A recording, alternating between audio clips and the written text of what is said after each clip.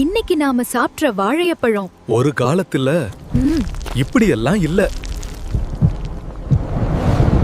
50 million ஆண்டுகளுக்கு முன்பு, மனிதர்களுக்கு முன்னாடியே வாழைப்பழத்தின் முன்னோடிகள் பூமியில் வாழ்ந்து கொண்டிருந்தது. ஆனா அப்போ இருந்த வாழைப்பழம் முழுக்க பெரிய விதைகள் நிறைந்த ஒரு காட்டுப்பழம். பறவைகளும் விலங்குகளும் இந்த விதைகளை காடுகள் முழுவதும் பரப்பின.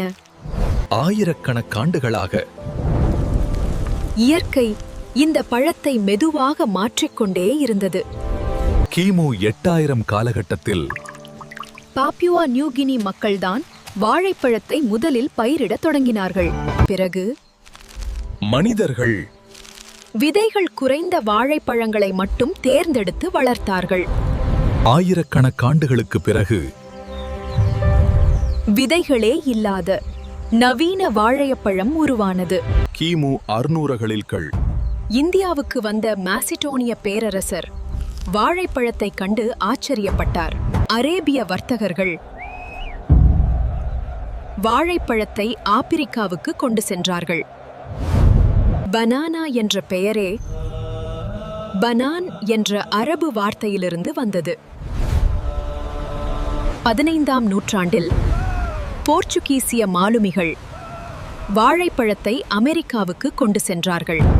தமிழர்களின் கலாச்சாரத்தில் வாழை முக்கணியில் ஒன்றாக போற்றப்பட்டது. பின்னர் வாழைப்பழம் உலக அரசியலையே மாற்றிய ஒரு வர்த்தகமாக மாற்றியது. ஒரு காலத்தில் கள்ளல் உலகையே ஆட்சி செய்தகள். குரோ மிஷெல் வாழையழம் கள்ளல் ஒரு நோயால் அழிந்து போனது கள்ளல். அதற்கு பிறகு கேவெண்டிஷ் வாழையழம் உலகம் முழுவதும் பரவ ஆரம்பித்தது. ஆனால் இன்னும் ஒரு ஆபத்து இன்றைய கேவெண்டிஷ் வாழைப்பழத்தையும் நெருங்கிக் கொண்டிருக்கிறது. 50 மில்லியன் ஆண்டுகளாக இயற்கையும் மனிதர்களும் சேர்ந்து உருவாக்கிய அதிசய பழம்தான் வாழைப்பழம். நம் சேனலில் எந்த மாதிரியான வீடியோக்களை பார்க்க ஆவலுடன் இருக்கிறீர்கள்? கமெண்டில் சொல்லுங்கள்.